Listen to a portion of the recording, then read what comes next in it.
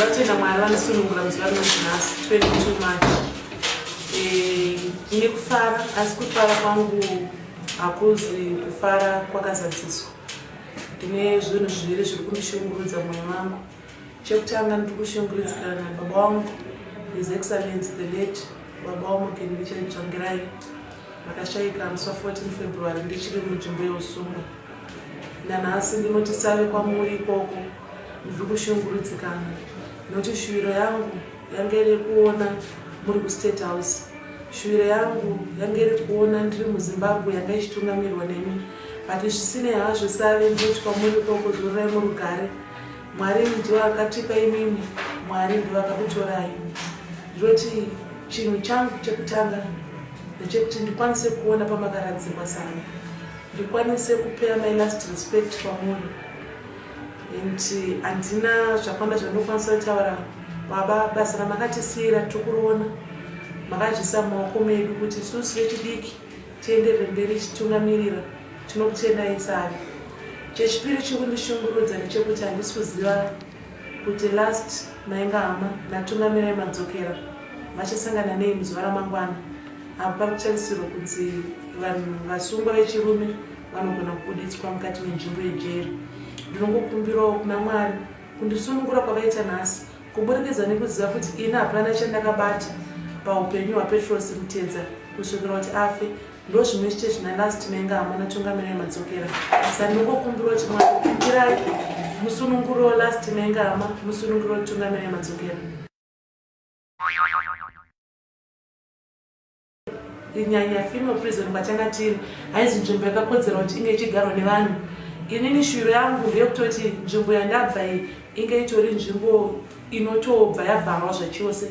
Ndandichifungidzira kuti muzuva rinonzi nhasi mukadzi wese anga achasunungurwa. But zvisinei pane vakadzi vasara vakatongwa ikoko, kwete vakadzi vasara vasati vatongwa, kwete vakadzi vasara vari kupsych section. Tinongoshuvirawo kuti vanhu vese vabve mukati menzvimbo yejeri, pamusana pekuti kujeri hakuna chikafu, hakuna pekurara pakanaka, hakuna magumbeze, hakuna mapellets akanaka. Uyezve ndinonyengetera kuti isusu sekubuda kwandaita ndakambenge ndakaisa voter registration application yekuti tikwanise kuwana kodzero yekuvhota tiri mukati, but takairambirwa. Asi ndiri kuti kubuda kwandaita uku ndicharamba ndichipusha. Yeko zvino zviri kufungidzirwa kuti panogona kubudiswa vanhu 3000 zvichireva kuti mujeri muri kusara vanhu 16000. Pane vanhu 16000 vari kusara mujeri. Itori constituency yakatozvimirira yega yekuti munhu anokwanisa kutopiwa mukana wekuti aite sei akwanise kuvhota. Saka iri donzvo iri ndicharirwira zvakasimba kuti vasungwa vari mumajeri vakwanise kupiwa kodzero yavo yekusungwa, nekuti kana munhu achinge asungwa hazvirevi kuti haasisiri munhu. Ndo chinhu chekutanga. Ende ndiri kungotaura kuti kune vechidiki vari munyika yeZimbabwe ndoda kuti munzwisise nekuziva kuti nyika inoyi hainzi ipiwe kune vanhu vakwegura sezvatakaita panguva yaRobert Mugabe.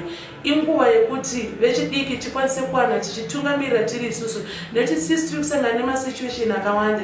Tine mayouth about 99.9% vasiri kushanda asi vakaenda kuchikoro vakadzidza, havana mabasa, havana kuti mhuri dzavari kutanga vodzichengeta nei. Vabereki vari kutotarisira kwatiri isusu mayouth. Saka ndiri kutaura kuti paelection yatikatarisana nayo mayouth ngatimirei, ngatizivei, ngativei vanhu vari focused. Ngatisamwendei kunovhota tichivhota nekuti tatengerwa doro nevanhu vari kutishandisa, chembere dziri kutishandisa dzisingazive kuti isusu tikudawo mabasa.